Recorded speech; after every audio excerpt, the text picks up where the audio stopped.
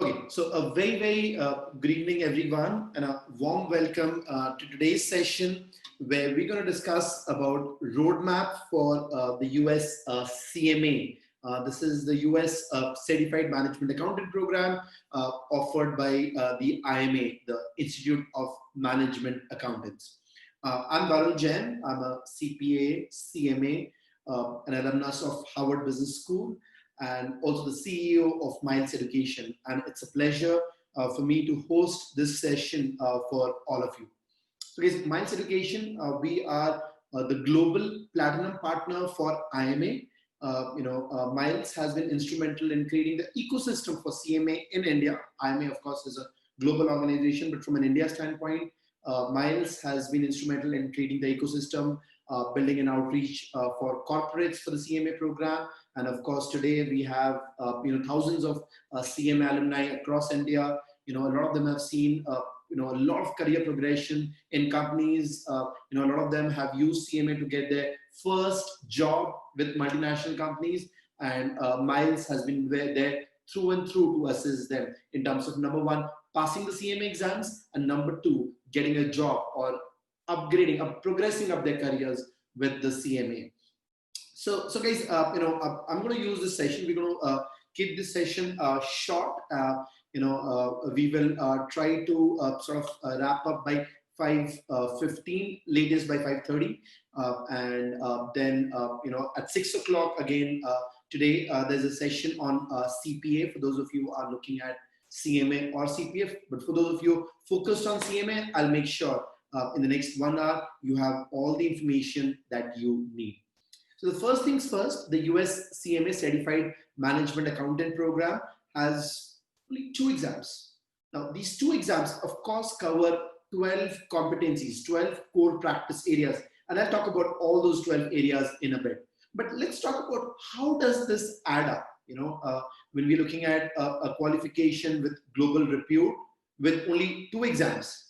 And then let's say, we see other qualifications, let's say, CA in India, that's about 20 exams. ICWAI in India, again, 20 exams. Or when you look at ACCA in the UK, about 13 exams. CMA in UK, about 16 exams. So you have so many exams, 13, 16, 20 exams for qualifications outside the US. And we're talking about this US qualification, the CMA, with only 2 exam parts. And a lot of candidates ask us, how does this add up? And basically, to understand this, you'll have to look at how the professional qualifications in the US are structured vis-a-vis non-US qualifications. So let us say, when we're looking at qualifications like CA in India or ICWA in India or ACC or CMA in the UK, none of these qualifications require university education. So let's say in case of India, you can be a chartered accountant without going to college, without having a bachelor's degree. And once you're a chartered accountant or once you're an ICWAI, nobody really would ask you whether you've done your graduation. Because guys, the courses, CA or ICWAI or CMA, all these courses are structured to substitute university education. They say university education is not required. Don't have to go to college. Because within those 20 exams or within those 16 exams, everything that is otherwise taught in a university degree is covered. Now, because these qualifications, CA, ICWAI, CMA, ACCA, they try to substitute university education. They have a lot of content on them. They have a lot of exams on them. Now, so typically what happens is you start working on these qualifications. You start earning these qualifications immediately after class 12. So after class 12, basically you take a call.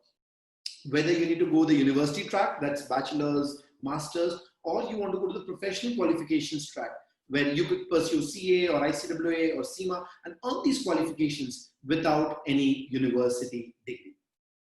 Now, in the US, things work differently. So in the US, all professional qualifications mandate a university degree. That means university education is must. So whether you want to be a CPA, a CMA, CFA, all these qualifications say you need to earn the university degree, that's must. On top of the university degree, you will have, let's say in case of CMA, 2 more exams. So these 2 exams sit on top of university degree, they complement university education. So the way this works is, let's say you're trying to work in the, you're trying to look at opportunities in the industry, and the industry requires all these skill sets. The university is getting you ready until here. CMA focuses on this, on the skill gap, to basically get you ready as a university graduate, get you ready for the industry, right? So the 2 exams is actually complementing your entire university education. So let's talk about university degree, right? How many exams do you need to clear to earn a university graduation? Let's say today in India, you have university graduation running over 6 semesters. And let's say each semester you have about 5 exams. So 30 exams to earn a graduation, 2 more for CMA. So the way I see this is CMA is actually 32 exams. Of those 32 exams, 30 are part of university coursework, 2 more for CMA. And guys, that's the beauty about US qualifications, where they respect university education, they complement a university degree. And most of the candidates who pursue professional qualifications, CPA, CMA, CFA, over 90% of the candidates are working professionals. So they have completed graduation, after graduation, started working, and are pursuing, let's say, CMA along with a full-time job. Even in India, about 60-65% of our candidate base is working professionals. And the reason the university base is huge is because of the kind of partnerships that we have with universities, and I will talk about that in a moment. But the point is, the 2 exams complement your university degree, and that's why it's only 2 that's needed. Within those 2 exams, multiple competencies covered. It's power-packed, a lot of topics. But again, guys, the agenda is not to teach you the concepts all over again. Most of the candidates already have studied financial accounting in college. They've studied management accounting in college. They've studied financial management in college. So we don't have to teach everything all over again. It's just a quick recap, top level preview, and then get you ready for the exams. And I've already, of course, spoken about Miles, IMA's Global Platinum Partner. So on the session, I also have my co-panelist, Pallavi, who's also a CMA. Pallavi, hi, you want to introduce yourself?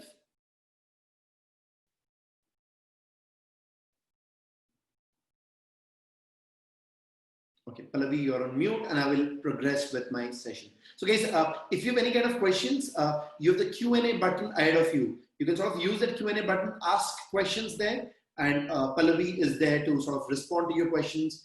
Make sure you have your doubts all clear.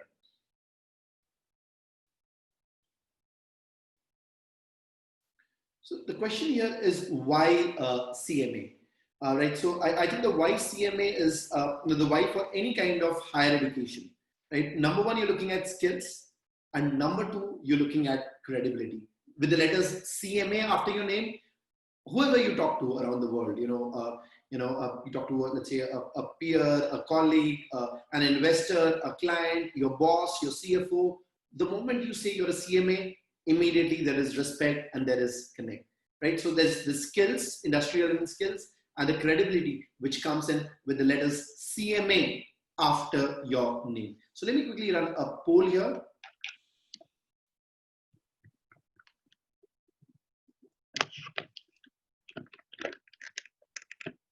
Pallavi, you unmuted yourself. Hi, Varun. Good afternoon. Sorry, I couldn't mute myself. Hello, guys. This is Pallavi Parekh, and welcome to this webinar. So, whatever queries you have regarding CMA, regarding your roadmap to CMA, what are the study hours required, how you can focus for the examination, how you can prepare for the examinations, I'll be happy to help you all regarding all your queries. So whatever it is, if the queries can be answered in today's webinar, I'll be happy to help you out with your queries. But if there's some kind of a discussion required, we can connect offline after the webinar. Okay, great. So I'm going to cover most of the points, but just in case you have a specific query, you can put it up on the Q&A. So great, guys. So 75% of you are looking forward, feel absolutely great. Remaining 25% say feel good, and I'm sure by the end of the session you'll start feeling great about the CMA. So guys, let's get going. We've already spoken about this. Why 2 exams for CPA or CMA versus 16 exams or 20 exams for various non-US professional qualifications. Again, US qualifications complement your university degree, focus on the skill gaps that you need to be a finance and accounting professional.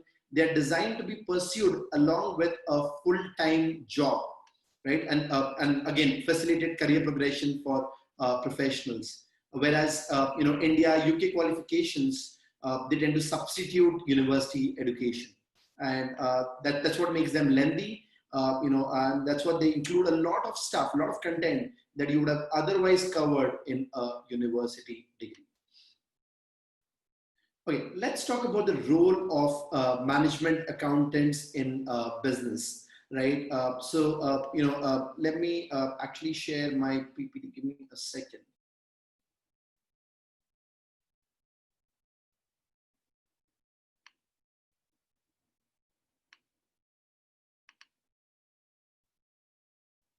Pallavi, are you able to see my screen now? Okay, so guys, we're talking about the role of CMAs in business. Whenever candidates ask, what do CMAs do in business? My answer is a two-word answer. So the job of CMAs in business is to create value. Already is visible, right? Okay. Now the point is, let's talk about this, right? So we say management accountants, CMAs are those who work inside of organizations, and again, as I said, their role is value creation. Talking about how do you create, you got to mute yourself, please.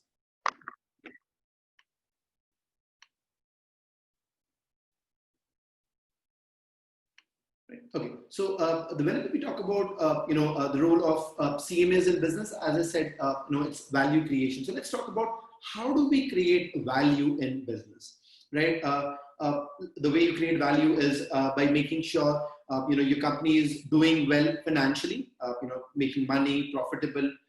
You sort of taking care of your customers, building up that loyal customer base. You're taking care of your internal business processes. You're taking care of your employees. So all of that help in value creation. And how do you measure the value that you've created? Now, to measure the value that you've created, you're looking at the valuation of your company. Now, to value companies, we use, let's say, a very commonly used multiple is the PE ratio, the PE multiple. It's called the price by earnings multiple, where your price on the numerator and earnings on the denominator. So let's say when you talk about price earnings, the PE ratio, the price is basically the share price. The earnings is like the earnings per share. Or let's say the numerator price, share price, if I put all the share prices together in the market cap of the company. And the denominator would be the total earnings of your company. So the market cap or the value of the company, of an organization, is a multiple of its earnings. So let's say we have an industry where the PE ratio is 10x. That means the value, the market cap of the company is 10 times its profit. And let's say you're the one who's running the company and you work hard and you're able to sort of create profit of $30 million. Now at a profit of $30 million, the value of the company would be 10 times or $300 million. Now you earn your CMA and you help your company do better. And in the next year, you're able to increase profitability from 30 million to 50 million. Now, using the same PE ratio of 10x, your value now, the company value increases from 300 to 500. Earlier, the value was 10 times 30, which is 300. Now the value is 10 times 50, which is $500 million. So guys, look at what happened. You increased profitability by $20 million. And that helped you create value of $200 million. And that's your job as a CMA. And of course, I give you in number terms, profit terms, and of course, we also have a lot of companies which don't make money and the valuation could be a multiple of their revenues, or valuation could be depending on their user base. Let's say when we look at the Amazons, the Ubers, the Oyos, the Olas, the Paytms of the world, what these companies did is in the initial years, they burned a lot of money. They didn't make money, they had losses.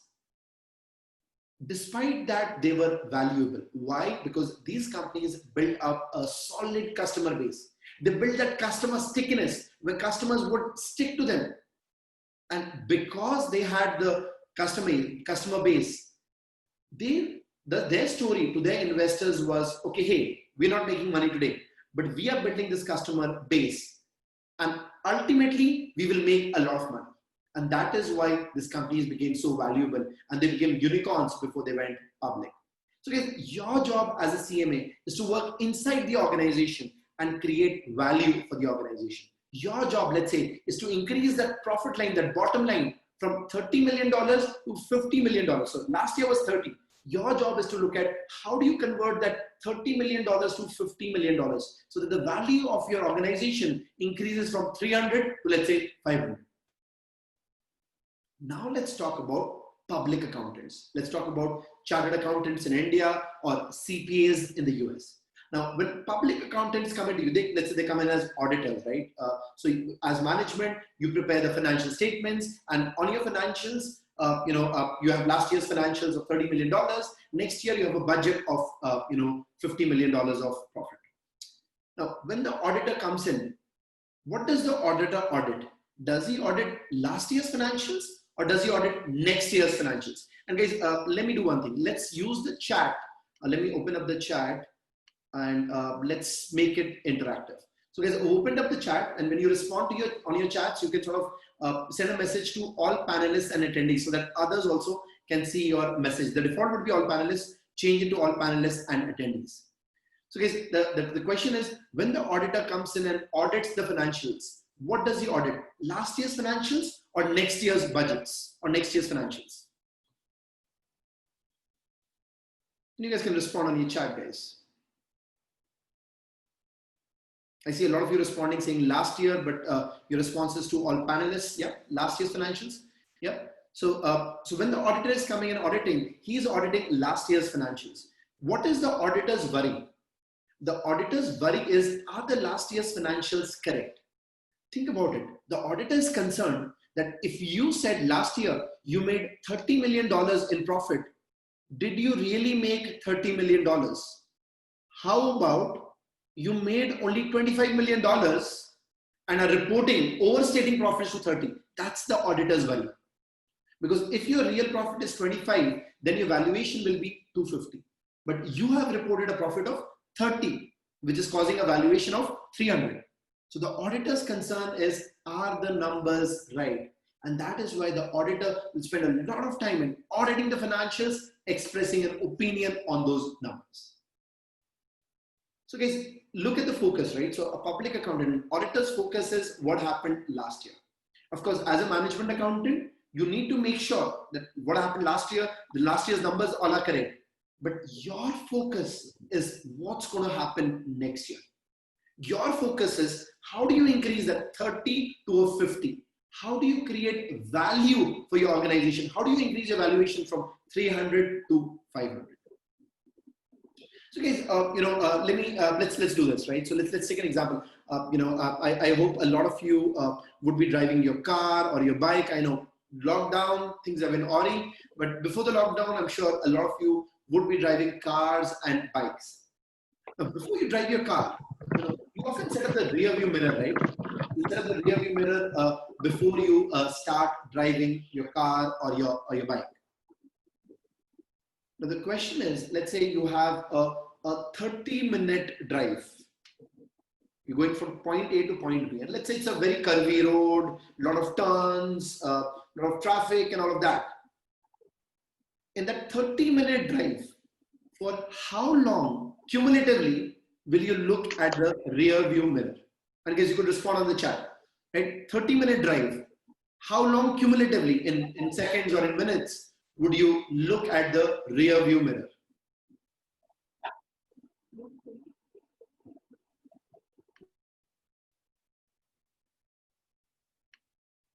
Right, so I'm getting a lot of responses: 1 minute, 1.5 minutes, 2 minutes, 5 minutes.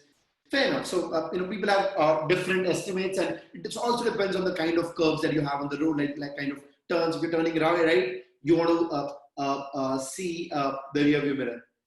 So the question is, if you looked for the entire 30 minutes at the rear view mirror, would you be able to drive forward? If you spend all the 30 minutes only looking at the rear view mirror, the rear view mirror is very important, no questions. But if you're looking all the 30 minutes at the rear view mirror, would you be able to drive forward? No. So the point is, if you want to drive forward, you have to look forward. Of course, time and again, you will glance into the rear view mirror to make sure everything behind is okay. But you will, most of the times, 90% of your times or 95% of your times, you are looking forward because you're trying to drive your car in the forward direction. So guys, same thing with an organization. As a CMA, your job is to help drive the organization forward. And if you want to drive your organization forward, you have to look forward. If you only look at the rear view mirror, you will not be able to drive your organization forward. So guys, that is exactly your role as CMA. Your role is forward looking. Your role is value creation. Your role is how do you increase the profit number from 30 million to 50 million? How do you create value for your organization?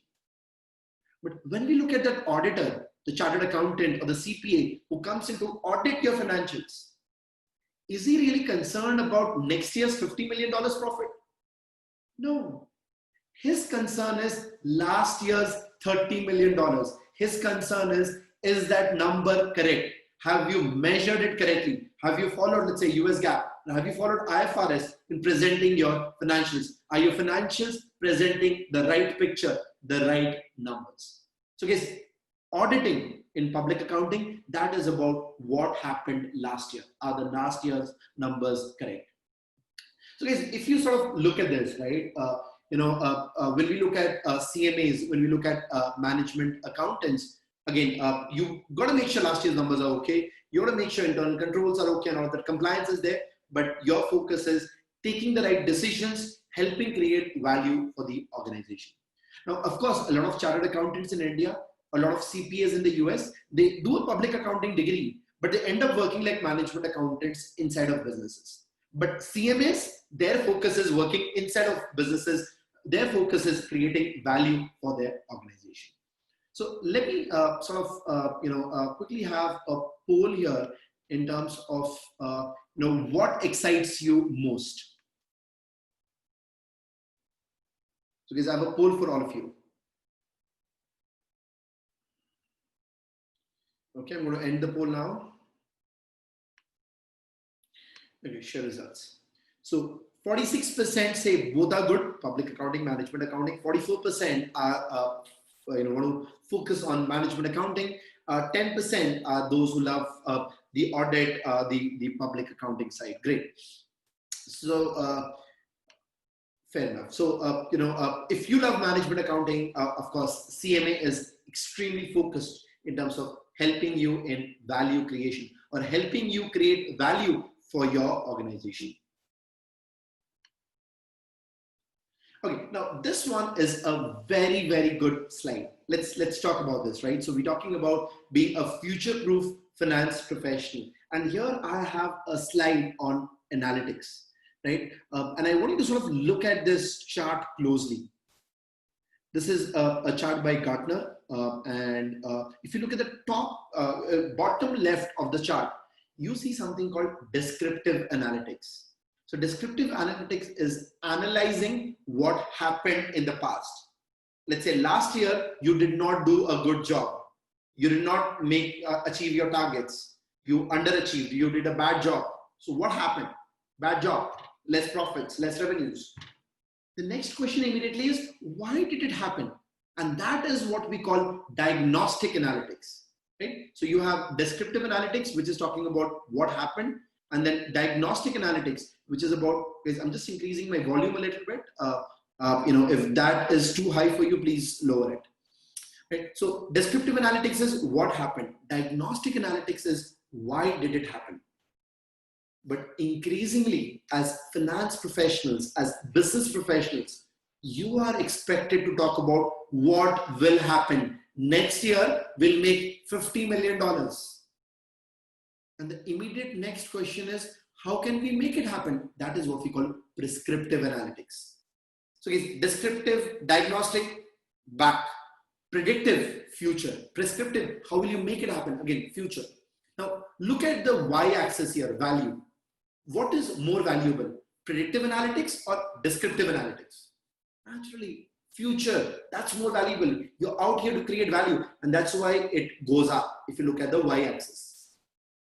Look at the x-axis, difficulty. What is more difficult, predictive or descriptive? Descriptive is what happened in the past. Predictive is talking about future. That's more difficult. That's why the difficulty is increasing as we move rightwards, and the value is increasing as we move upwards. So guys, that is exactly the ascendancy model that has been built by Gartner. Where you're not just looking at past. Past is hindsight, right? The rear view mirror.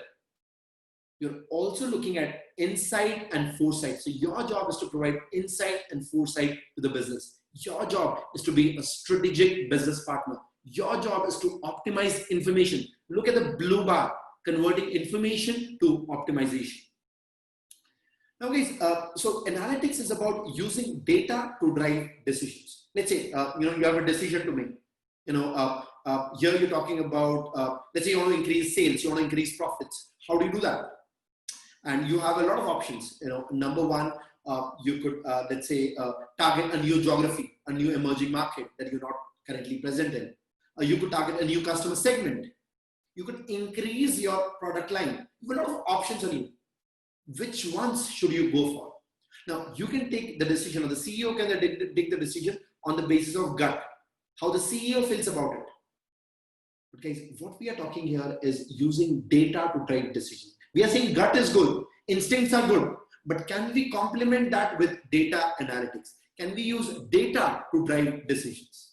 Think about it, right? You're talking about increasing sales, doing better business. When we talk about data analytics, let's say you could use a tool like Excel, where you dump in the performance of the last couple of years, last few years, and in that Excel sheet, Excel workbook, then you quickly create a pivot table. And then you can work with the rows and the columns to analyze that data. Now the point is, Excel, only the pivot table may only help you do descriptive analytics, which is talk about what happened. But increasingly, as I said, your job is to talk about predictive analytics, what will happen. And that is where you also need to use advanced data analytics tools, tools like R, Python, SAS, which have much more capabilities to do predictive or prescriptive analytics. Let's say Excel is fine if you have a few thousand records, but if you have a few million records, again, you need advanced analytics tools. Let's say, we're talking about trying to take a decision in terms of how to increase sales. We spoke about data that you have in terms of what happened over the last few years and using that data to run an analysis. Now, besides using that financial data, that structured data, which is there in spreadsheets, don't you also want to look at a lot of unstructured data? Let's say, do you want to go to social media and check what your customers are talking about you? Let's say talking about your Instagram or Facebook or Twitter, and that will give you a lot of data points in terms of what is going wrong. What should you do in the future? Let's say you might want to walk to your customer service help desk and look at the emails that they're getting, the customer escalations to arrive at the decision. So guys, what we're saying is you may want to use a lot of data sets, and that is what you do when you're running those advanced analytics techniques. So guys, to be a future-ready finance professional, you are looking at technology, you're looking at analytics to drive business. And that is what the CMA is trying to do. So CMA, in the year, since 2020, since this year, they've included a section on technology and analytics on the CMA exams. Towards the end of my session, I'll also talk to you about the I Am Lucknow analytics for finance professionals that's offered by Miles in partnership with Violet. And we'll also talk about that, which is very hands-on with tools. But the point here is even the CMA exams is having a section on technology and analytics. Again, on the CMA exams, the agenda is to just build up the mindset to get you started. Let's say, when we talk about finance and accounting roles, a lot of jobs in finance and accounting today are transactional, right? Data entry jobs. So think of your job in your company, and you would realize a lot of jobs are transactional. Let's say you have an accounts payable team. And the job of the accounts payable team is they get emails of invoices from their vendors on their mailbox, and then they open their emails, they check whether everything is fine, they do a three-way match with the receiving report, with the purchase order which is issued to the vendor, and if everything is fine, the accounts payable guy, he logs into SAP, let's say they're using an ERP, he logs into SAP and enters that invoice. And after, let's say, 2 months, credit period, logs into SAP again to make sure that the payment is disbursed to the vendor. Now, my question is, do you really need a human being, an accountant, to do this job? Is all these transactional jobs either are automated or will be automated? Think about it, right? You could have a bot, right? As part of your robotic process automation, RPA initiative, you could build up a bot, not a physical robot, but a bot in your computer. And what that bot would do is the bot would have access to the mailbox. So the bot would receive emails from suppliers, invoices. The bot would log into those emails, check the invoices, and if everything is fine, do a three-way match with the receiving report, with the PO, check whether invoice, all the details are mentioned properly on the invoice. And if everything is fine, the bot would have access to SAP. The bot would log into SAP and enter that invoice. And after 60 days, the bot would again make sure that the payment is disbursed to the vendor. So guys, you don't need a human being to do that job. The bots can do it for you. So guys, the transactional jobs are going away. They will go away. A lot of the jobs in finance and accounting today are still transactional, and I can assure you, they will not exist a few years from now. And I'm not trying to scare you, I'm going to tell you what's the future. And then, of course, a lot of candidates ask me, Varun, so what will finance guys do in the future? So guys, the finance professional of the future will be a professional with not just finance skills. He of course needs to have the finance skills, but on top of it, he needs to have critical thinking skills. He needs to have analytical skills, right? The worry is not about what happened last year. All of those transactions, all this financial reporting, all of that is automatically taken care of. Your job will be, as a finance guy, as a CFO, as part of the CFO team, your job will be to be a strategic business partner to the CEO. Your job would be to help navigate the organization forward. Your job will be to talk about the future. What will happen? How will you make it happen? Your job would be to take the right financial decisions. So your job is going to be forward looking. And that is exactly what we cover on the technology and analytics section of the CMA exams. Now, let's talk about the IMA, the Institute of Management Accountants. So the IMA, they were founded way back in the year 1919. So last year, the IMA completed 100 years. Now, they were founded in the US, but they are a truly global organization. You have IMA's offices across Europe, across Middle East, across China, Southeast Asia, and now even India. So you have IMA present across the world. And the CMA has, over the years, become a global passport for finance professionals. Because the advantage with CMA is, again, management accounting, it's common across geographies. So you would have the same principles, same concepts, same applications in the US, in Europe, in Middle East, in India, in China, in Southeast Asia, across the world, same concepts in management accounting. But when you look at public accounting, let's say financial reporting, you're going to look at US GAAP and IFRS. Let's say auditing, you'll have country-specific requirements. Let's say in India, you need to be a chartered accountant. UK, you need to be an ACCA or ACA. US, you need to be a CP. Again, different qualifications. Tax rules, again, different across geographies. So on the CMA exams, we don't cover audit, we don't cover tax. We cover management accounting, which is global. And that is what has made CMA a truly global qualification. Now, CMA, the IMA has over 100,000 members across the world. They have, of course, a lot of members in the US. They have about 14,000 members in the Middle East, over 30,000 members in China. You also have the CMA exams happening in Chinese. A lot of members across Southeast Asia and a few thousand members even in India. In India, again, as I said, Miles has been instrumental in building up the ecosystem for CMA across the country. We started offering the CMA program in 2014, and over the last 7 years, we have worked relentlessly to make sure that we have companies sponsoring for the CMA, companies recruiting our CMAs, and we also have a lot of candidates and entire thousands of CMA candidates pursuing their CMA. Again, the agenda is to help them pass, earn this globally recognized qualification, and get a job or enable them in their career progression.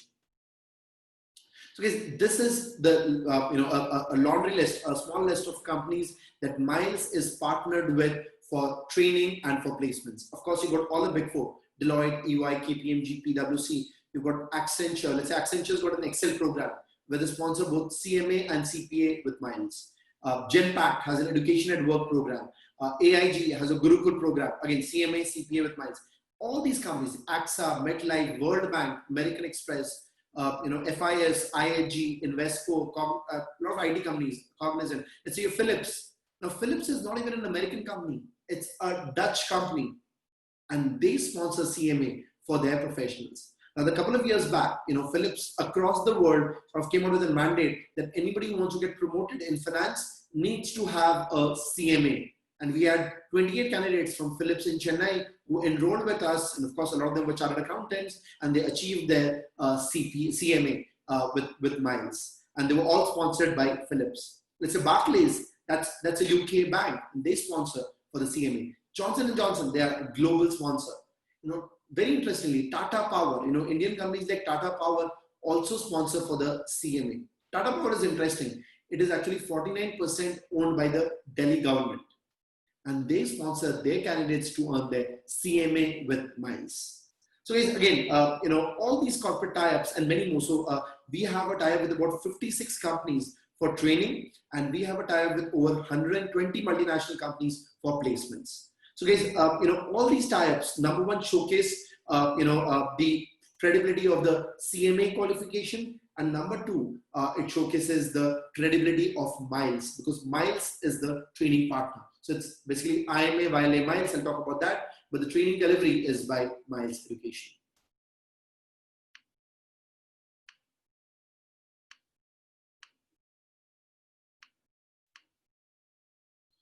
Now let me talk about the CMA exam and certification. So we spoke about CMA having 2 exams, and these are the 2 exam parts for the CMA. Part 1 is financial planning, performance, and analytics. Part 2 is strategic financial management. So look at part 1. So part 1, you have 6 competencies. Part 2, you have another 6 competencies. So in part 1, you have external financial reporting decisions. So that's financial reporting. So financial reporting, guys, is about what happened last year, right? We cover US GAAP and IFRS, right? So both the languages are covered. Yes, the agenda here, understand, with CMA, the agenda here is not to make you an American accountant. The agenda here is to help you become a global accountant. Now, once we cover external financial reporting, where we cover both US GAAP and IFRS, basically we learn US GAAP, and then we talk about how different it is from IFRS. Then we immediately move on in terms of talking about planning, budgeting, and forecasting. Guys, financial reporting is what happened last year. Financial planning, that's about what's going to happen next year, right? So you have planning, budgeting, and forecasting. Then you have the third section, which is performance management, right? So financial planning, financial performance, and then you have the fourth section, which is cost by the ICWAI. Earlier was called cost and works accountants. There's a lot of focus on cost accounting. Now, cost accounting, that's the cost management, that's an important competency. I would say that's one of the 12 key competencies. But that's not all what a CMA does, right? I mean, think about it. Your job is to create value. How do you create value? By creating profits. How do you create profits? Increase revenue or reduce cost. So cost management comes in there. So financial reporting, financial planning, financial performance, cost management. Then you have a section on financial controls, which is internal control, and then the section on technology and analytics. So financial reporting, financial planning, financial performance, financial control, and financial analytics. All of this power packed into CMA part 1. And then part 2 is about strategic financial management. So you have financial statement analysis, you got corporate finance. Corporate finance is how do you raise the money, debt or equity. Decision analysis, the cost, volume, profit analysis, marginal analysis, all of that. Then you have risk management, Investment decisions, yes, corporate finance was how do you raise capital. Investment decisions, how do you invest the money. And then a section on professional ethics, which is a key underline for our profession. So guys, these are the two parts of the CMA exams. And both these parts are 4 hours each. So part 1 is a 4-hour exam. Part 2 is another 4 hours. I often tell candidates, hey, it takes you only 8 hours to become a CMA. Yes, of course, it's not just those 8 hours of exams. Of course, the exam time is 8 hours, but a few hundred hours of preparation which goes in before you go and appear for the exams. But you do understand, right? There's not a lot of assessments, unlike India exams or UK, not a lot of examinations, only 2 exams and only 4 hours, 8 hours of assessment time. Now, within those 4-hour exams, the first 3 hours you spend on doing multiple choice questions. You have about 100 MCQs that you cover within those first 3 hours. Multiple choice question, guys, you have a question. You've got 4 options in the screen in front of you. So CMA exams are online at Prometric centers. So the questions are online. Question, 4 options. So let's say it's a theory question, risk management, or it's a theory question around internal controls. Can we say that the answer is there on the screen right in front of you? Your job is only to identify the right answer. Guys, the CMA exams is not about memory. How much do you remember? And it's not about filling in content. It's about, are you able to apply the concepts to the context that is presented on the CMA exam question, right? And if you're able to, you will get it right. It's very objective, right? When you look at the multiple choice questions, there's one right answer. And if you click that right answer, you get it right. So you spend about 3 hours on the multiple choice questions, and that is about 75% of your exam. The remaining 25% of exam are 2 essays, which are actually case studies. So you have 2 scenarios, 2 case studies given to you. Each of the case studies have about 5 or 6 small questions, and you got to respond to that. That portion, the last 1 hour, the 2 essays that you do, that is a portion of the CMA exam where you type, and that is graded by a human grader. So guys, 75% of the exam is objective, multiple choice question, graded by the computer. 25% is only human grading.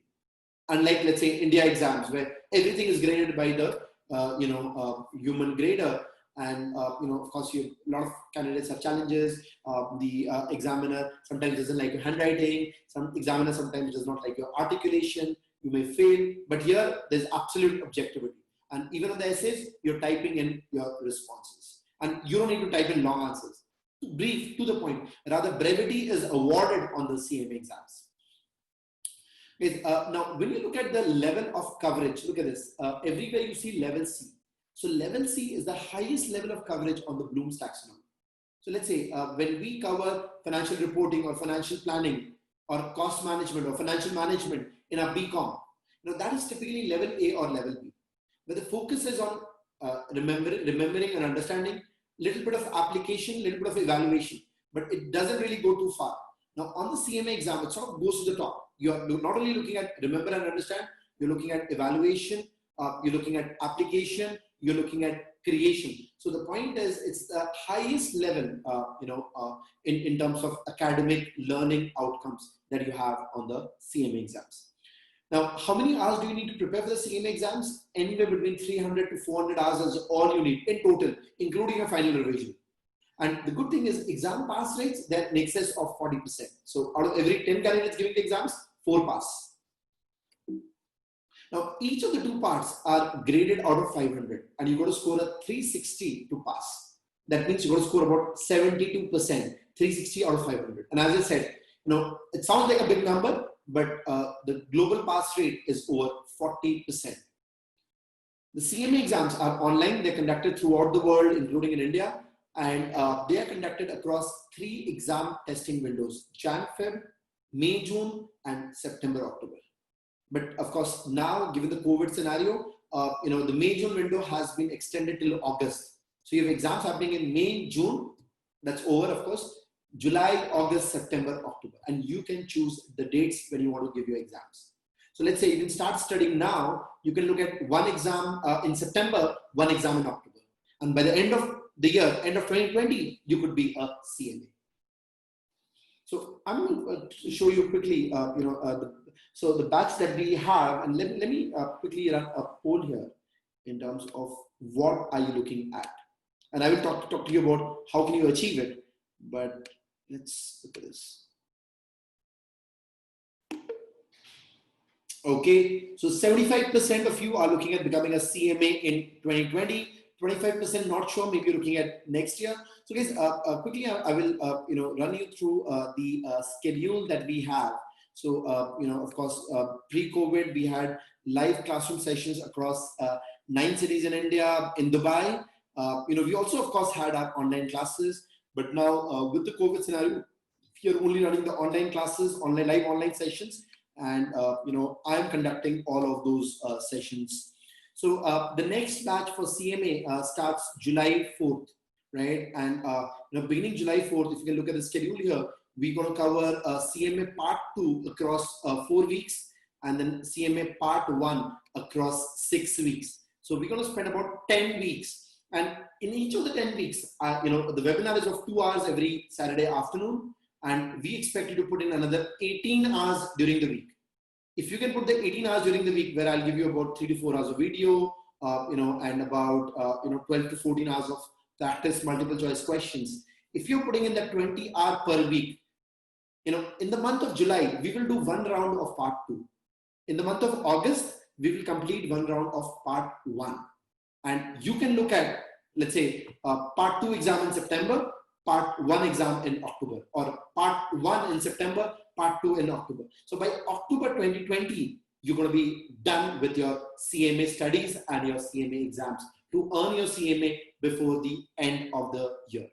So let me ask the next question. How many of you are ready to get started?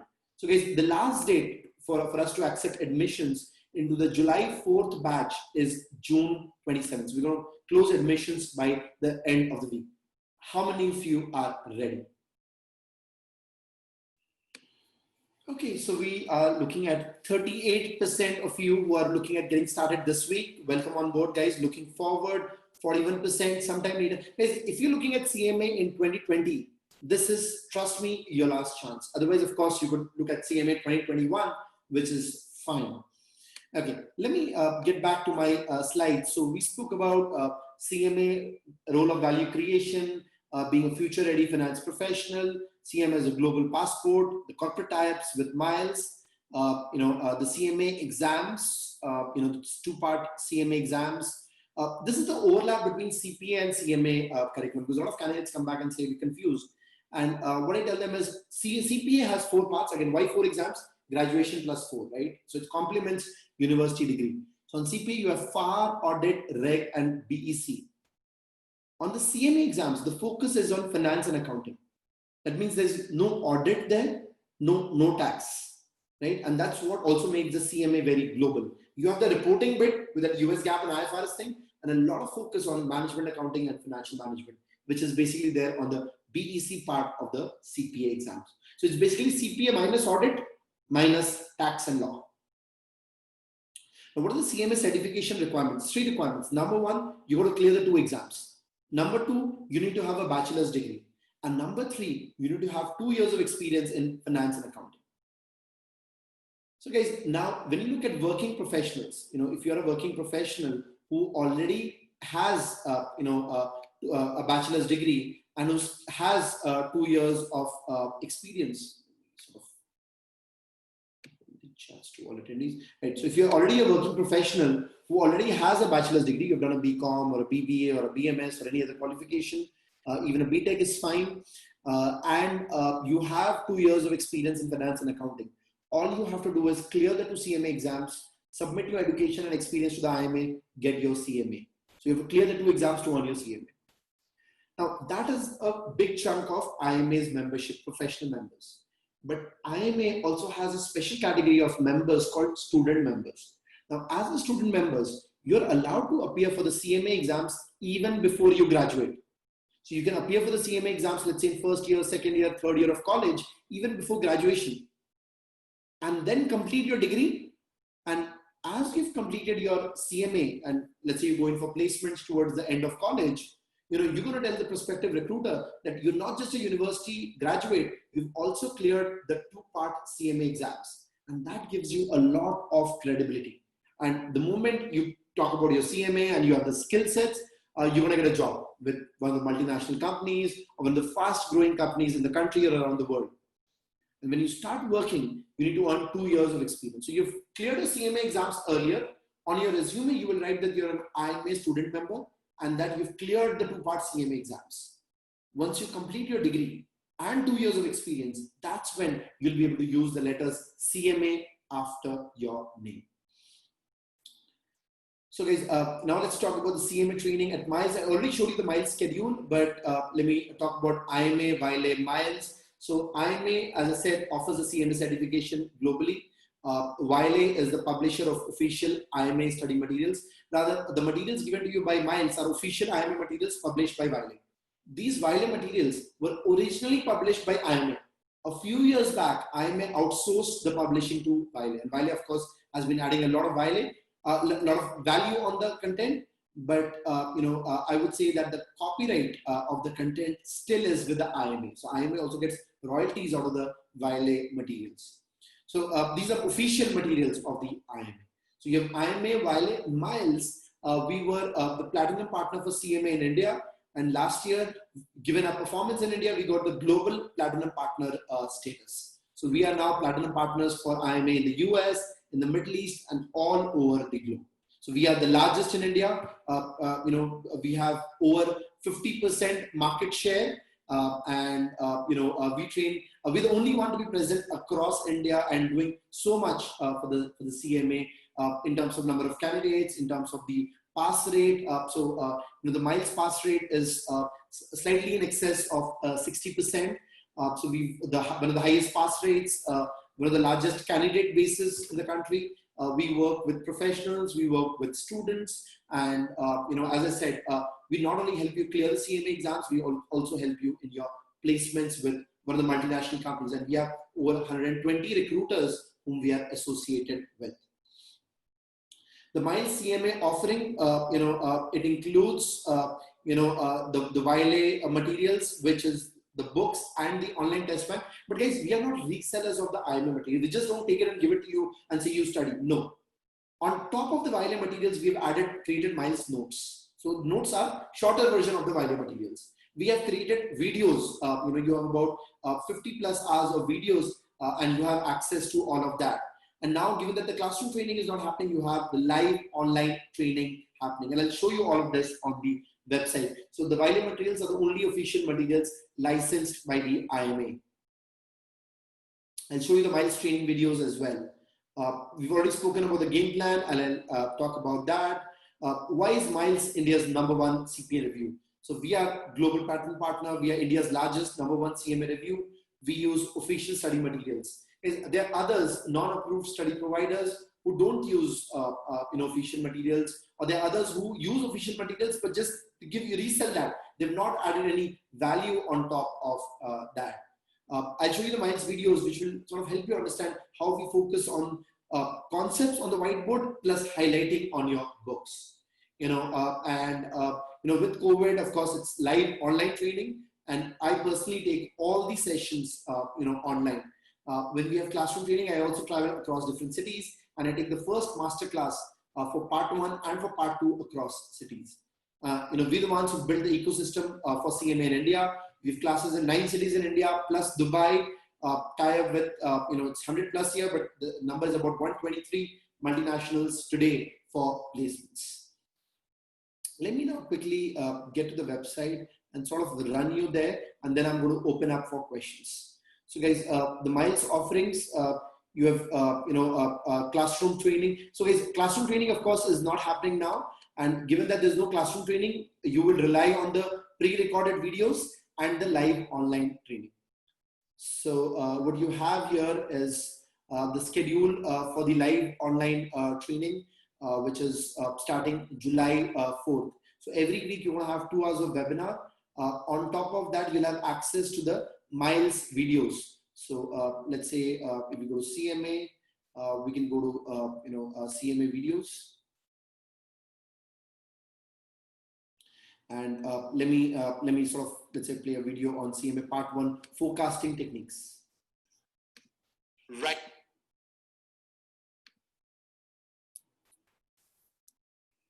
Next, we got time series analysis. Now, it's a form of regression analysis where time, that's the independent variable. So you got time on the x-axis. You got an example on the book. So you got an example for a retailer, Fun Mart, where you have the sales for 16 quarters of the retailer, quarter 1 through quarter 16. And I've put all the sales dollar numbers right from your book. Now, as I told you, in a time series analysis, on the x-axis, the independent variable, you're going to have time. So you're going to have the sales for the rate 180. Analysis, you could also see seasonal variations, which are based on particular factors. Like the concepts are guys, top on the board. These are pre-recorded videos. You'll have access to over 50 hours of pre-recorded videos where you have the board teaching and then the highlighting on the books. And we know that in these analysis, time is the independent variable, as you have on the graph here. So you got all the quarters on the x-axis. So right there, x, which is the independent variable. For sales, like what? I want to use. So again, guys, teaching on the board and then highlighting on the book. So board, smoothing model. We're just looking at quarter 16. And then you have highlighting on the books. So there's a very good complementary, highlighting on the board and annotations on the book. So let's say if you look at working capital analysis.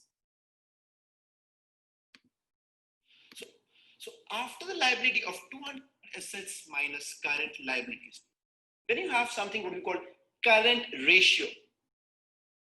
Immediately convertible. Marketable securities, I can sell them the next day.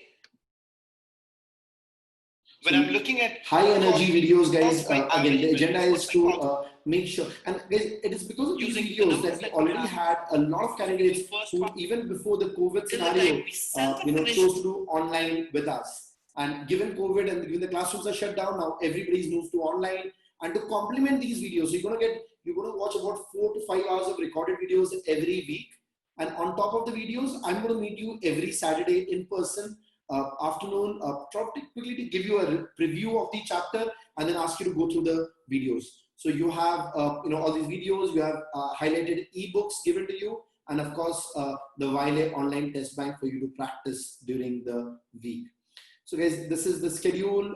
Of course, we have classes which are on hold right now, but as soon as we have clearance, we would look at starting our classroom training as well. Given the COVID scenario, there's a, all candidates who enroll for online get classroom at complimentary. So when classes are on, you can attend classes. There is no extra cost. You can attend unlimited times until you pass. Now, what's the cost of the CMA?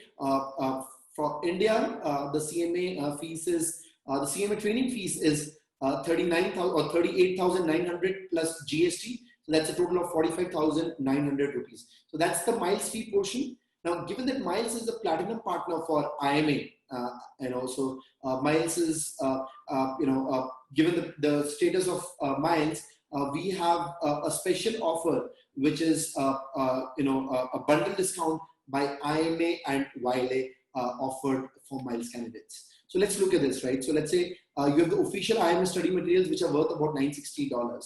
IMA membership, $245. CMA certification, $250. CMA exam fees, $830. Right? So you have all of that. Now, if I total if I remove the $960 and I look at only the other three, so $245 plus $250 plus $830. All of that is $1,325. So as a Miles candidate, you get everything, which is $1,325 plus the Wiley study materials only for $1,385. That means you're only paying $60 extra over and above the IMA fees for the Wiley material. So $60 of incremental cost. So guys, the way this has been worked out is there's been a package combo which has been created of the Wiley materials and the IMA fees for Miles candidates. So let us say you decide to do CMA on your own and you go to your CMA website, you pay for the membership, you pay entrance, you pay exam fees. You would end up paying $1,325. As a Miles candidate, you pay $1,385 And along with that entire combo, you also get the wireless study materials. And of course, for the Miles training and the Miles videos, you pay 39,000 plus GST. So your overall cost as a professional, to become a CMA would be about 45,900 or 46,000 as training to Miles, and about 1 lakh is the $1,385. So you're looking at about 1.5 lakh of expense for working professionals. Now, if you're a student and you could be a student studying second year, third year, or student studying MBA, if you're a student, your total cost will reduce to 45 plus 75, about 1,20,000, including everything, the IMA fees, the wireless study materials, the Miles support. So 1.5 lakh for professionals and 1.2 lakhs for students. Students also have a similar bundle discount. And with Miles, what happens is students get a 3-year IMA membership.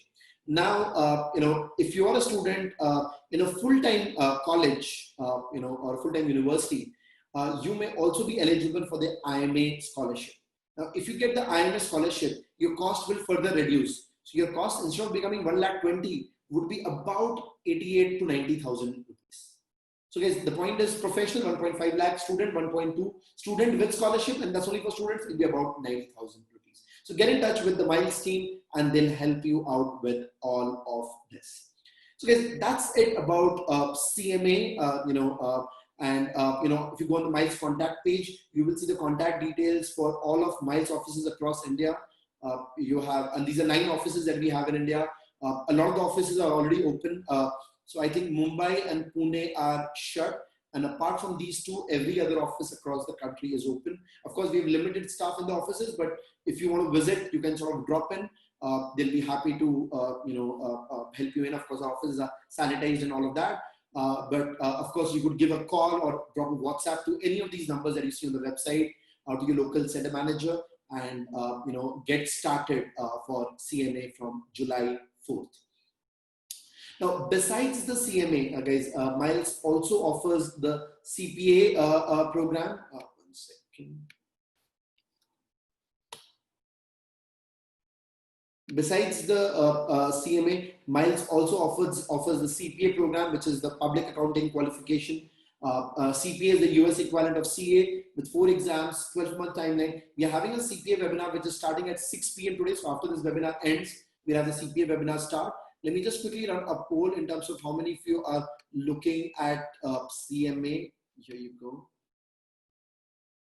So if you're interested, you can register for the webinar at mileseducation.com/roadmap/CPA. And the webinar would start at 6 after this webinar ends, and I would be coming back to take that webinar. Okay, so great. So so that's good data points. Now, besides the CPA and CMA, which are important professional qualifications, and of course you need to earn at least one of these, we also work with IIM Lucknow, and we have a program on analytics for finance with IIM Lucknow. So we spoke about technology and analytics, which is one of the modules on your CMA.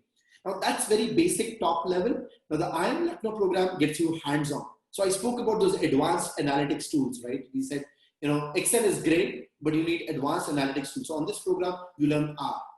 Not just analytics, also data visualization. How do you present your data in high impact dashboards? How do you tell a story with your data? Now, there are a lot of CMA candidates that we have enrolled for a combo of CMA and the IIM Lucknow Analytics for Finance. And that sort of becomes a very, very good combination, because the IIM Lucknow program is complementary to your CMA or your CPA or your CA or any other qualification that you have. This is the future for finance professionals. I told you, right? A lot of jobs are automated, will be automated. The finance jobs of the future will require these analytical skills. You need to upskill yourself in data analytics. And the moment you do, you really have a lot of opportunities, because you learn the finance functional skills via the CMA, and you have the CMA degree, and you have analytics skills via the IIM Lucknow program. And again, this program is offered in collaboration with Wiley, who's also the official study material provider for IMA. So this one is sort of IMA, this is IIM Lucknow. And it works very nice. A lot of our CMA candidates do this. We have limited seats. Eligibility into this program is via an eligibility test. And we are having an eligibility test, which is happening on Tuesday. which is the last date for the admission into the cohort. And if you're interested, the team could get in touch with you, get your application form in.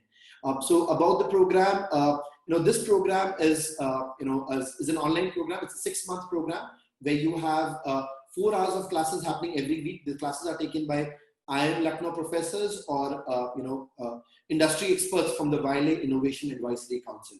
So you have a series of master classes, 4 hours each week, and you have to spend a few hours, about 5 to 6 hours each week, in doing your practice that's there. So that goes on over 6 months. And this is not just online. It's a blended learning. There are 4 days that you would spend at the IIM Lucknow campus. So guys, 6 months of live online, 4 days at IIM Lucknow campus. Earlier, that used to be 2 days at the beginning and 2 days at the end. Now it's all 4 days at the end. So you'll have 6 months of live online. At the end of the program, you would go to IIM Lucknow for 4 days, and where you would sort of learn live from IIM Lucknow professors, enjoy the campus, build up that peer group, the networking, the industry network, all of that. And the cost of this program, if you look at the modules of the program, is all about analytics, right? Analytics and the changing F&A landscape, statistics, application of analytics in finance and accounting, in financial services, banks, insurance, using R for analytics, performing advanced analytics techniques, data visualization, impact of future technologies on F&A, and of course, there's a capstone project. Look at the case studies. The good thing is the case studies and data sets are all finance. And these are stuff that you learn on CMA. On IIM Lucknow, you would learn how to use analytics to drive your financial decision making. So you have case studies like reporting of data, forecasting techniques, optimization techniques, predictive techniques, anomaly detection and invoicing, financial forecasting, risk assessment, product costing analysis, budgeting and hypothesis building, payments and lending, insurance analytics, fraud management. So you have all these case studies as part of the program, all these master classes as part of the program. Of course, you have a couple of very experienced program directors, and the cost of the program is 140 plus GST. So you would spend about 165,200. The good thing is on this cost, you get a 6-month interest-free, processing-free installments. Even in the Minds CMA fees, you get a 3-month interest-free installment. Here you get a 6-month interest-free installment.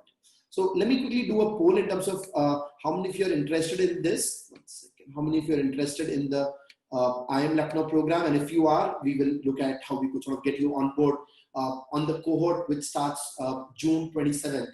So we've got 1 batch, and we sort of try to see if we can do a second batch on the same day. And the good thing is, guys, this program not only gives you the certification, this also awards you the IIM Lucknow MDP alumni status, right? So you become part of the alumni club of IIM Lucknow. Okay, so guys, that's about it from my side. I will now open up for questions. I know most of your questions have already been answered. Pallavi, there's still few open questions. Are you working on those? About 25 open questions. I see just one, Varun. Basically, they're asking what's the fee for CPA. Okay, a lot of questions for just check, Pallavi, on the Q&A. I see 25 open questions, so I don't know if they're relevant. Okay, in any case, guys, what I'm going to do is I'm going to now open up for questions. So if you have a question, what you could do is you could raise your hand and unmute yourself. I will unmute you so that you can ask your questions. We will sort of wrap this up quickly. We'll maybe take 2 or 3 questions and then close for the day. Because I understand most of your queries have already been answered on the chat. So if you have a question, click the raise hand button that you have on your computer, and I will let you speak up. So let's say we'll start with Sai. Hi, Sai. Okay, I'm going to move on. Anand Kumar. Hi, Anand. Anand, you two are muted. Shreedeep, you want to Hello. speak? Hi, Can you hear Anand. me? Yes. Hi, Varun. Actually, I've already registered with Miles for CPA. Sure. And my question is that what is the level of coverage between CPA and CMA? Since both are more, looks like on the far end back compare. whatever is a FAR and BEC in CPA, it's more or like in the same CMA. Correct. So That's I correct. wanted to know what is the level of coverage. So the way I look at it, right, CMA is about 35% of the CPA curriculum. It covers all of BEC and a little bit in FAR. In BEC, the CMA exams go a little bit more in depth, but not much. I mean, if you're done with your CPA, it's not a big deal. I mean, a few CPA candidates tend to do CMA because the incremental effort is minimal. And what we've done is, since it's all miles content across both, we've actually used the same content and the same pages from BEC on the CMA exam as well. Okay. So I think if I take a CMA program, if I start with my preparation for the first batch, which is starting on July 4th, it will be easy for me to do the same for my CPA as well, right? Right, right. It will have, so you want to look at completing CMA first, then do CPA. Is that your plan? Yes. I was looking actually for both the chapters and all those things. I found it similar. So I thought if I register with the CMA, and it will be given an extra advantage for me CPA as well. That's why I'm. True. You'll have completed a portion of your CPA, about 1/3 of yes, your. Exactly. Okay. Right, Sridip. So looking forward to see you on July 4th. Yep, sure. Cheers. Okay, Anand. Yes, bye. Yes. Can you hear me? Yes. Hi. Yeah. Okay. So that's it. Right. So is it Sridip or Anand? I'm just confused. I'm so sorry. I'm Anand. You're Anand. Okay, Anand. Great, Anand. Good. Great talking to you. See you on Saturday. Bye. Sure. Right. Bye. Sridip, hi. Hello. Hi. Please. Sridip, you're muted. Hello. Could you hear me? Yes. Good evening, Varun. Good evening. Sir, I have a question. I'm a marketing professional. Okay, I'm working for Cadila Healthcare since 4 years. USML will add value in my career to H in a managerial position. If I choose this course apart from my job, sir, I'm a little bit confused about it. That's why I'm asking you. So Sridip, if you're working in a marketing role, I'm not very sure. I know you saw marketing for financial services. I'm not sure how relevant will CMA be for you. But what I'd advise you rather is look at the IM Lucknow program. That may actually be more relevant to you on your job. Given that you're working with a financial institution, the analytics for finance piece could be very relevant for you. Thank you, sir. Cheers, Sridip. Okay, Alan Philip. Hi, Alan. Good evening, sir. Can you hear me? Yes. Hi, Alan. Sir, can you please tell us more about the student membership program? Of IMA?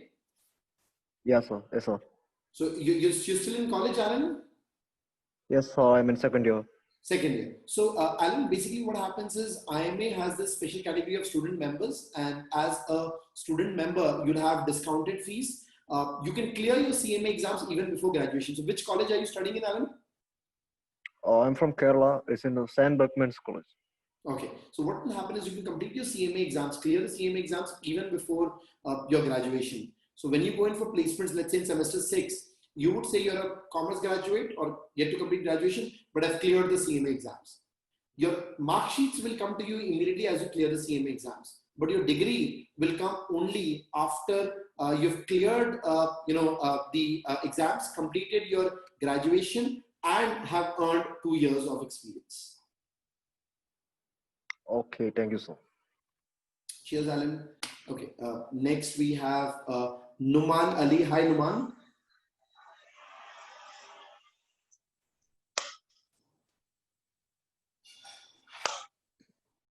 Numan, you going to speak up?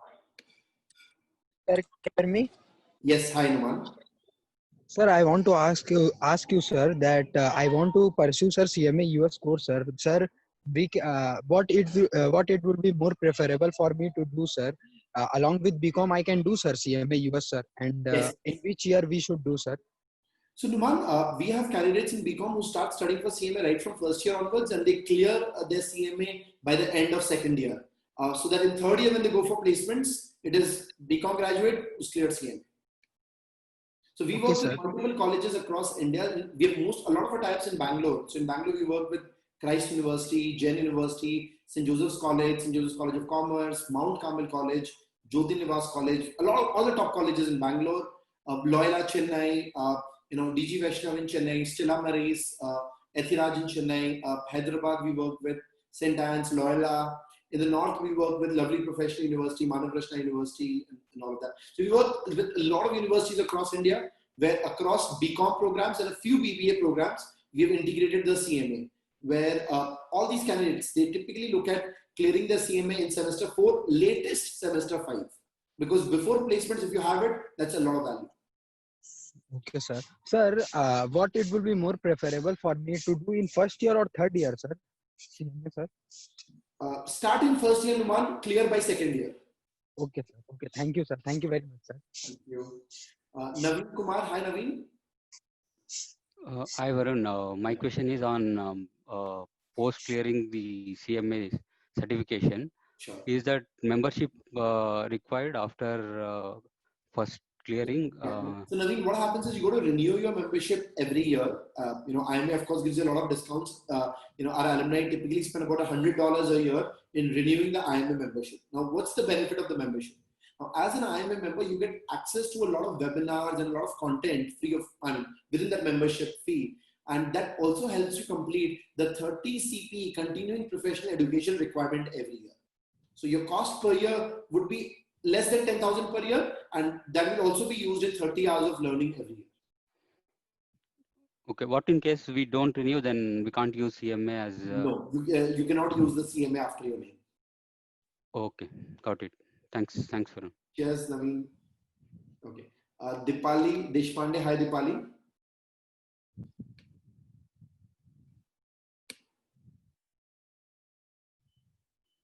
Dipali, go to unmute yourself.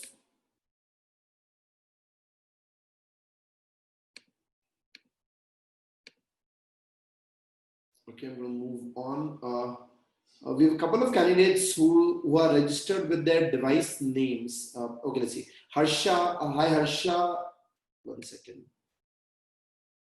Harsha, you muted at your end. Hi, sir. Hi. Are you hearing me? Yes. Hi, Harsha. Okay. Sir, I would like to ask you very practical question. What is the job opportunity for freshers? See, Harsha, we work with a lot of colleges and universities, and one of the reasons why they have integrated CMA, and I sort of named out a few of those colleges, is because of a lot of opportunities that we have for freshers. Now, typically, and I'll give you an example here, and this is with Christ University, and this is when we started offering CMAs at the college level. So we started offering CMA at Christ in the year 2014. And we had candidates who graduated out, CMA and their BCom starting 2015, 2016. And what we've been able to do over the years is, people who've cleared CMA alongside their BCom degree, they've gotten packages starting 5 lakh rupees. So you've had companies like Wipro, IBM, Deloitte, EY, companies like Northern Trust. A lot of companies recruiting, these candidates. Why? Because they sort of stand out from the rest, right? They come out as more ambitious candidates, more talented candidates, and companies want to hire. Now, having said that, I would say, let's say in Christ, a normal BCom graduate who's not a CMA gets about 3.5 lakh package.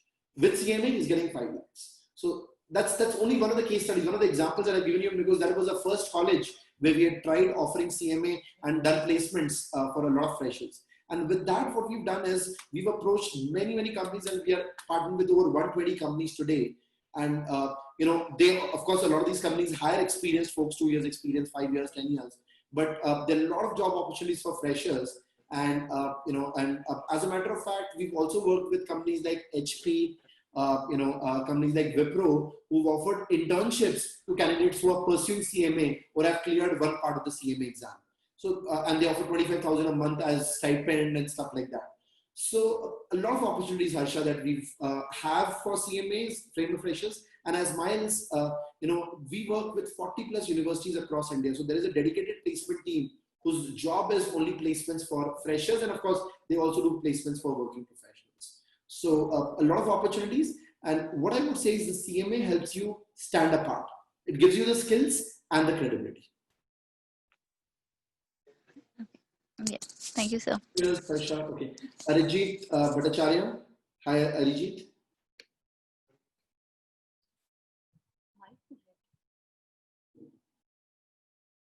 Arijit, you're muted at your end. Hello. Yeah, hi, Arijit. Hi.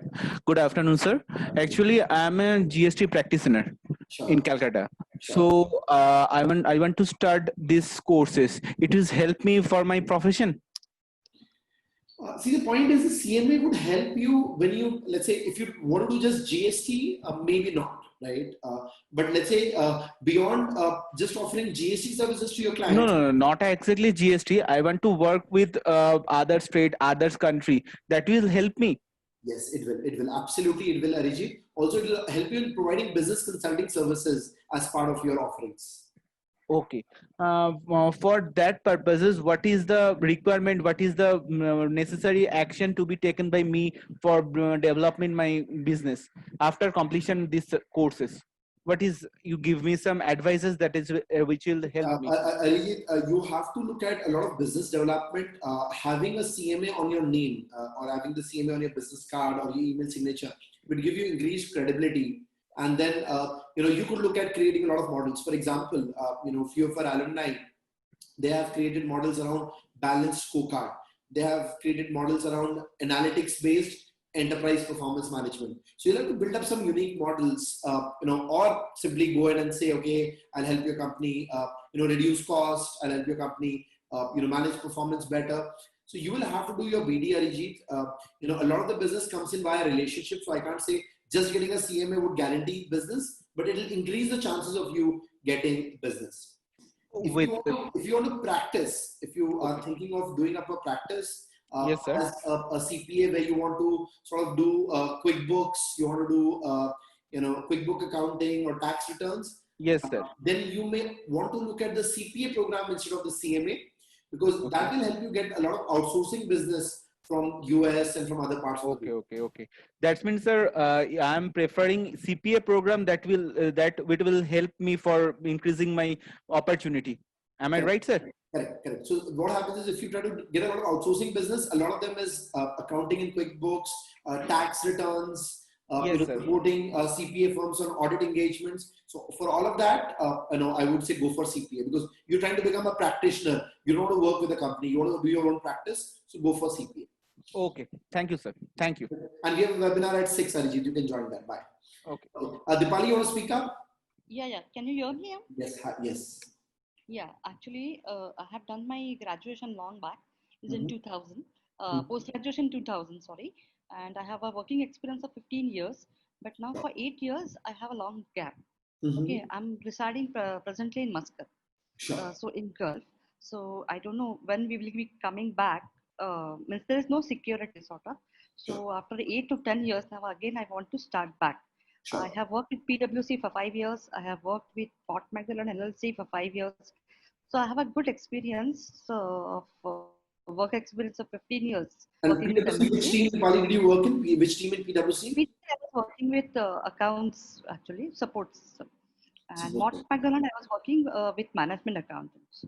I was supposed to be I was due for the promotion of a management accountant.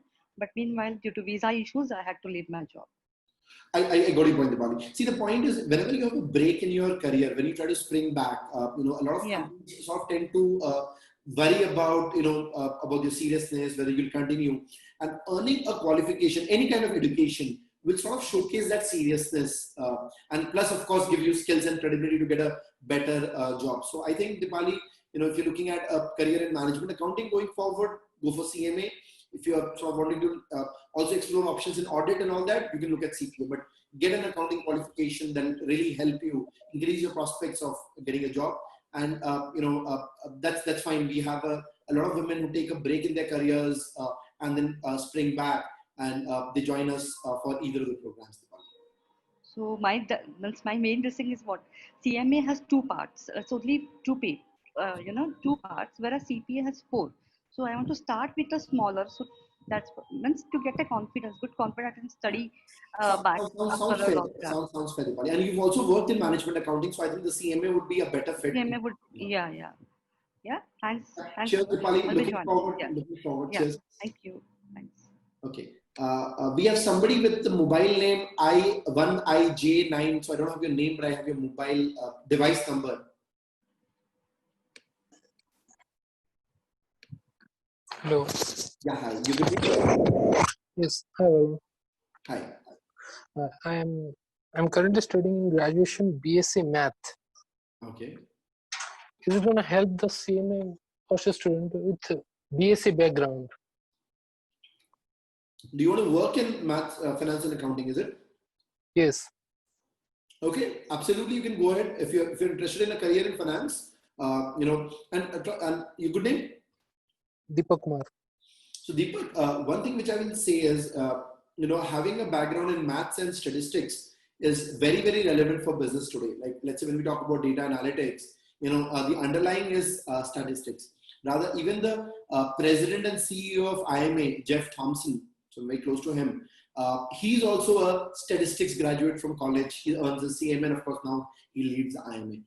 So if you're looking at a career in finance, go for CMA, absolutely. Okay. Thank you. Cheers. Okay. Hi, Karan. Hello. Hi. You can hear me? Yes. Yeah. Good evening, sir. How are you? Good evening. Very nice. Very nice. How are you, Karan? I'm good, sir. I just want to confirm that which course will be better to done at first, CMA or CPA? I'm a FP&A department member. I'm working in Floor Dental. You're working in? Floor Dental, Gurgaon. Okay. You're working in. See, for FP&A, Karan, I think CMA is a very, very good fit. It's tailor-made for you. It's actually made for your role. I'm looking for both. First, I will do CMA, and then CPA would be better option. Sure, Karan. Welcome on board. So let's start CMA. Let's complete CMA first. Then, after completing CMA, then look at CMA. Yeah, sure, sir. See you on 4th After of July. completing CMA, Karan, what I'd say is, instead of looking at a CMA and CPA combination, my advice would be, why don't you look at a CMA and an IM Lucknow Analytics for Finance combination? Okay, sir.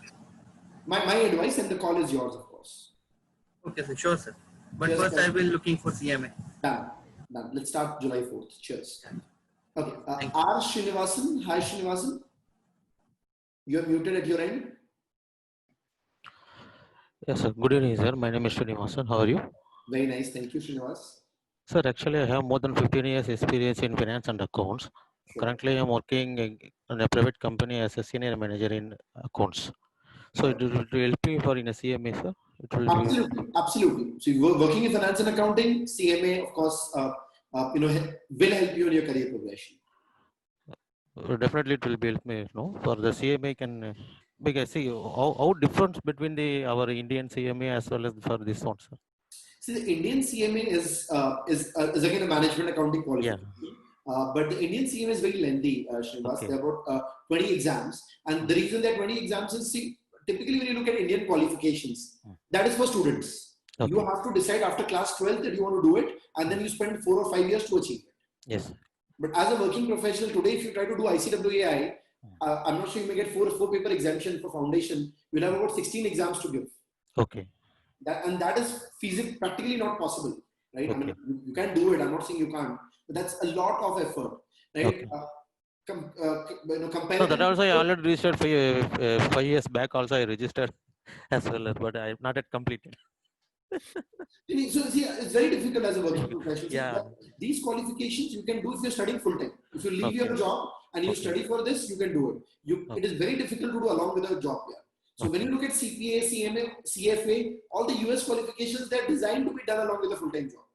Okay. So you say definitely it will be better my career, no, for this CMA? Absolutely. Absolutely. There's no question. Okay. Thank you very much, sir. Yes. Yeah. Okay. We have somebody who's used Galaxy M20 as the name. So I'm sort of unmuting you. Galaxy M20. And that's your device, I know. That's not your name. Hello. Hi. Your good name?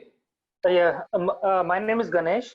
Hi, Ganesh. So I want some clarification on this because I've completed my graduation in 2012, and after that, overall, I have 6 years experience. 2 years in marketing. After that 2 years Gen Pact, and currently I'm working for 1.5 years in Capgemini. So okay, nice. yes. Yes. So can you tell me like how it will help me if I do US CMA course? And what is your role, Ganesh? In Capgemini, I'm a process associate, and I'm in project accounting team. Okay, fair enough. So absolutely, I think CMA would give you more credibility. And if I look at Capgemini and its competitors, of course you have opportunities in Capgemini because that's also one of our corporate sponsors, and they do selective sponsoring. You have Accenture, you have Genpact, you have IBM, HP, Infosys. All of them look forward to recruit CMAs. I think that's a good opportunity, Ganesh. Okay. Thanks. Because I was a bit scared about that. After a long time, I got a course like this, because in 2012 BCom, and you can say 2020, almost 8 years gap. So that's the thing. So Ganesh, you're very young. We have people with 10, 15, 20, 30, even 35, 40 years of experience doing CMA. So don't worry, you're very young. And the good thing is you've already done things at Genpact and at Capgemini. You'll be able to relate to a lot of content that we have. So the CMA content is not about theory and mug up and all of that. It's about application. And you'll be able to relate to pieces of it. Okay. Thanks. Cheers, Ganesh. Yeah. Ram Babu. Hi, Ram Babu. Yes, sir. Good evening. Hi, good evening, Ram Babu. Sir, my name is Ram Babu, sir. I am working professional in accounting. Sure. Actually, my aim is to complete the CMA course in my life. Sure. But in 2003 and 4, due to financial troubles, I dropped my CMA, Indian CMA. Sir. Sure. But I am very interested in that course. But Sure. now my age is 44. Sure. Now I have a lot of experience in accounting and software faculty, and also training across AP. So is it suitable CMA for me, sir? Very, certainly, Ram Babu. I mean, you're 44, and I would say you have another 20 years of career ahead of you. And you aspire to achieve your CMA. So this will, of course, get you to your long lost dream. Plus, it'll help you in the 20-year career that you have ahead of you. Absolutely, go for it. Sir, what is the difference between the Indian CMA and US CMA? See, both are management accounting qualification. I would say both are good. So Indian CMA is good, UK CMA is good, US CMA is good. And in management accounting, there's nothing country specific. If you understand, in audit, in tax, you have a lot of country specific thing. India is different, UK audit requirements are different, US is different, tax is different. But in management accounting, it is similar across geography. Rather, it's the same. So any country's management accounting qualification is nice. Now, when you look at the Indian CMA, and we had somebody who just spoke before you, he enrolled into the Indian CMA 5 years back, but he's not able to do anything. Why? Because you have so many exams to give. So Indian CMA, if you give as a student, you're fine. But once you become a working professional, clearing those 16, 20 exams, that's a big deal. And that's why, and it's not even designed for working professionals. The US CMA, the design is complete your graduation, start working, and do the CMA along with a full-time job. Okay, sir. I heard last year, few years back, if I got the CMA, US CMA, we will get also Indian CMA. Is it right? So that MOU has been cancelled, Ram Babu. So I'll give you a little bit of a background. So IMA did have that MOU for a few years, IMA and ICWAI. But the challenge was the ICWAI changed its name from CWA to CMA. And IMA owns the CMA trademark across the world. And there was a trademark dispute between the bodies and stuff like that. And then they decided to go their own ways. So they've cancelled the MOU. And now, if you clear the 2 CMA exams, you get the US CMA. You will not get the Indian CMA. Okay, sir. Thank you, sir. Thank you. Yes, Ram Babu. Yes, sir. Thank you, sir. Okay. Amy, hi, Amy. Amy, you're muted. Hey, hi. I'm audible? Very well. Yes, Amy. Yeah, hi. My name is Ame. So basically, I have experience, more than 3 years of experience in project management field. Okay. So will the CMA be relevant to my role? And how would it be a benefit? And when you say project management, what kind of projects are there? Yeah. What kind of projects? It's a project management role. Currently, I'm an analyst, so I'm working on very financial and resourcing part of an account. Based on more than there are almost more than 50 to 100 accounts.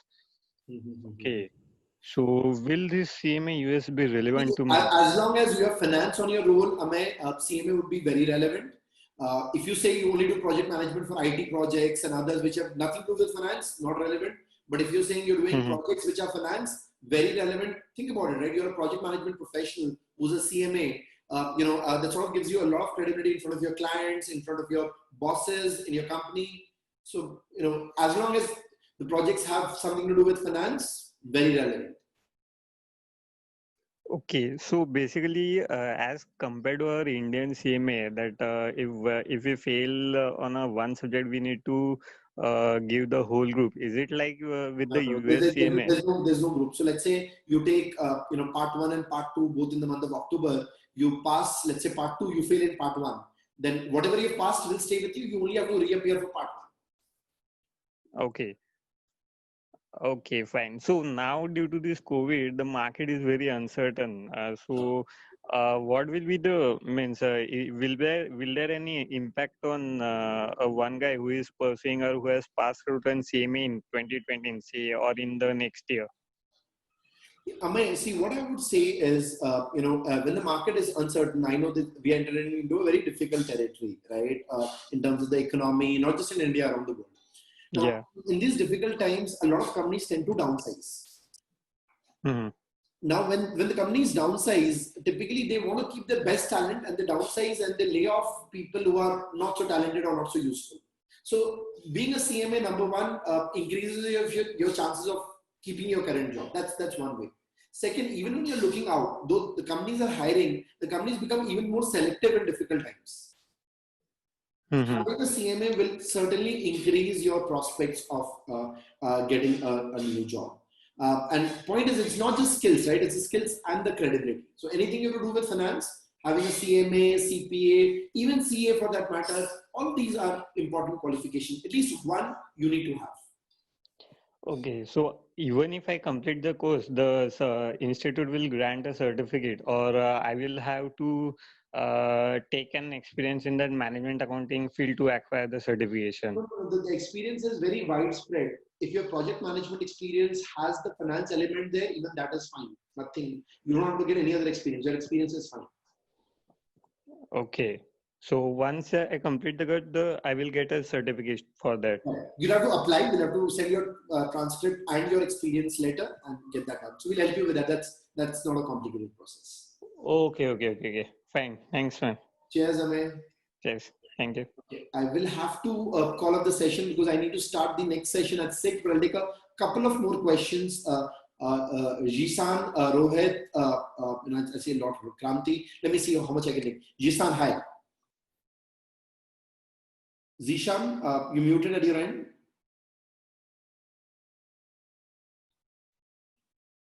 Okay, I'm going to move on. Rohit Shetty. Hi, Rohit.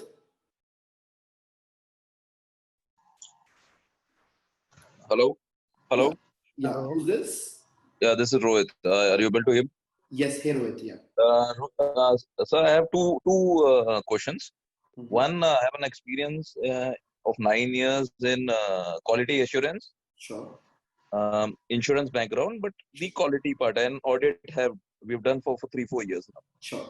So total experience of 13 years. I was in insurance, then into quality KPO kind of job. So will it help? Second, I am also looking out for job opportunities out of country, US precisely, because I am working in the US company background. So will it help? So Rohit, first thing first, so right, we partner with a lot of insurance companies in India who sponsor for the CMA. So let's say there is AIG, which has a Gurukul program, MetLife, AXA, which is a French insurer. You also have Max Life, which is India. So all these insurance companies, and we have a lot of folks from insurance, even WNS, they have a lot of processes for Aviva. So all of them sponsor candidates with us for the CMA. So that's that. On top of that, your second question, opportunities out. See, CMA is a global passport. It's got credibility around the world. So whether you're looking at US or you're looking at Canada or you're looking at Australia, the moment you say you're a CMA, it's is a lot of credibility as a finance professional. Yeah. So one more thing, just 1 minute. The initially thing is I wanted to complete CMA and then do 2-3 years in the accounting part of it, risk and quality and audit kind of thing, and then move out basically. That was the thing. So is it advantageous for us? So how do this go? It's a good plan. I mean, I know you're working in the insurance process, and maybe you sort of change your process. That's fine. You can even do it within your company, and there are a lot of other companies, Rohit, and you're very well aware, right? Especially if you look at the KPO space itself, it's a huge space. Besides, of course, the companies. So, right. I mean, why not? I mean, you of course you can, and being a CMA would help you take a switch. Yeah. Thank you, sir. Thank you very much. Yes, Rohit. Thank you. Okay. Kranti Kumar. Hi, Kranti. Hi, sir. Hi. Good evening, sir. How are you? Very nice, Kranti. Hi. Sir, I have an experience of 3 years into accounts payable department. Yeah. Will that experience to be considered in the achieving the certificate? It will be considered. Yes, it will be. Okay, sir. Thank you, sir. Yes, Kranti. Jisan, do you want to speak up? Yes, sir. Yeah, Hello. Hi. Yes, hi. Actually, sir, my question is related to experience as well as from age criteria. Sure. I am at 34 age, but my experience is not in account and finance. So, can I eligible for CPA or CMA both? You can take your exams, but what is your experience, Ishan? Actually, my experience is a little mixed. I have experience in teaching as well as 1 and 2 year in accounts. Okay, and what were you teaching, Ishan? Accountancy. Okay, and was this with a university or a college? Actually, I'm in school, DPS, Delhi Public School. Okay, Ishan, I think we'll have to check academic experience is also counted, so we'll have to validate that. But in any case, what are you looking at after a CMA? You're looking at getting to the industry, or you want to continue teaching? Actually, I want to switch from teaching to corporate sector. Sure. So I think, Zishan, this is a great move. Going for your CMA, and you would of course have opportunities. Plus, I think your teaching experience will also be counted as long as you've been teaching accounting or finance. Yeah, it is counted. I think Pallavi from our team, we can check that and get back to you, but I think it is. Okay. It's counted, Varun. It is counted, right? Yeah. Yeah. Okay. School experience also, Pallavi, if it's not university. But basically, he's been teaching accountancy, right? Right. And also finance. Right. Is that right, Zishan? Yes, ma'am. So I recently have done a certification, Varun, for a faculty in Nagpur, so that's allowed. Done. Great. Sishan, so the experience is fine. It's just about getting started and getting done. Okay, sir. And the age limit, sir? There's no age limit. We have people in the 50s and the 60s doing CMA, so you're very young. Okay, sir. Thank you, sir. Cheers, Ishan. Okay. Darpreet Patel. Hi, Darpreet. Hello, sir. Hi. Sir, can you hear me? Yes. I have a question is that I just passed out my 12th grade and I'm looking forward to do CMA. So is it better for me to do CMA? Like, would it You're be looking at a hard career in finance? Yes, Darpreet. I've already spoken about that. Do their CMA alongside their first year, second year of college. And when they go in for placements, they say that, we are a BCom graduate or a BBA graduate, also an IMA member, and have cleared the 2 CMA exams. Okay, so is it proper for me to do CMA right now? Like, why not? I assume you had accounting in your class 11th and 12th, right? yes. Absolutely, you can get started. No worries at all. Okay, thank you, sir. Cheers, Darpreet. Rakshanya, hi. Rakshanya, you muted at your end. Okay. Let me see.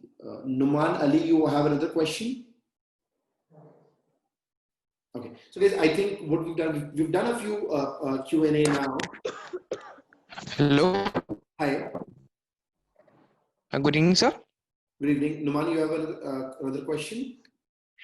Yeah, I have one question. Like as you recommended me to do this CMA course at my first year of BCom and to complete it by my second year. But sir, I have one query that BCom and CMA are two different aspects. So will there be any difficulty in understanding the concepts? No, Numan, who told you BCom and CMA are different aspects? So in BCom, look at your BCom curriculum. You'll have a subject called financial accounting. You'll have cost accounting. You'll have management accounting. You'll have financial management. All those overlap with CMA. Of course, in many BCom curriculums, you'll have a lot of these stuff covered in third year of college or something, second year, third year. You will do it a little early. So now what will happen is when you give your BCom exams, you'll be in a much better position. So as long as you had accounting in class 11th and 12th, you can go for CMA right away. Okay, sir. Thank you. I just have one more question. As you recommend me to do it on the first year and to complete it by the second year, so there will be a time gap, no, sir. At least 2 years. So after that, I will be doing my training. So will there be any problem or not? See, Numan, my advice was you can go Aramse also on this, but if you want to complete it by the end of first year itself, I mean, CMA takes about 6 to 8 months, so you can complete it. One exam in 2020, one exam in early 2021, so you should be fine. Okay, thank you, sir. Cheers, Numan. I think, guys, with this we will, sort of call it the session now. If you have any queries, you can write to Pallavi or to myself, so my colleague Pallavi. Pallavi, can you just put your email ID on the chat? It's pallavi.parekh@mileseducation.com, or you can also write to me at varun.jain@mileseducation.com, and I will connect you. So, guys, wish you all the best. Wish all of you good health and stay safe. And for all those who are looking at achieving the CMA this year, I look forward to seeing you on the July 4th batch. Cheers. Have a good evening, guys. And those who are looking at CPA, please join the 6 p.m. webinar which starts. I'm starting that. Cheers. Bye-bye.